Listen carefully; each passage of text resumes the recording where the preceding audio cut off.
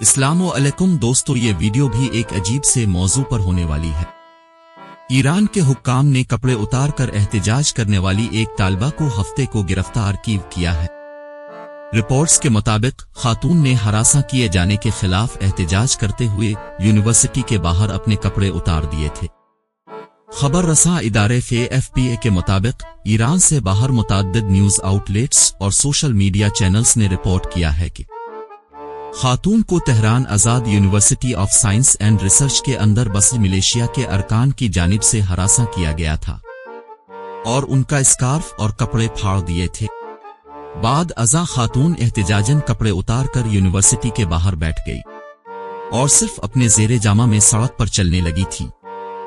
Social media پر موجود videos میں دیکھا جا سکتا ہے کہ قریب موجود لوگ اور راگیر انہیں حیرت سے دیکھ رہے ہیں۔ ایران میں خواتین کے لیے عوامی مقامات پر ہیڈ اسکارف اور ایسے ڈھیلے ڈھالے کپڑے پہننا لازم ہے جن سے جسم مکمل ڈھکا ہوا ہو اور جسم کی نمائش نہ ہو۔ امیر کبیر نیوز لیٹر نے الزام لگایا ہے کہ گرفتاری کے دوران خاتون کے ساتھ مار پیٹ بھی کی گئی۔ ان رپورٹس کی فوری طور پر تصدیق نہیں ہو سکی ہے، لیکن ایران کے قدامت پسند خبر رساں ادارے فارس نے ایک رپورٹ میں واقعے کی تصدیق کرتے ہوئے طالبہ کی ایک بلر تصویر بھی پوسٹ کی ہے۔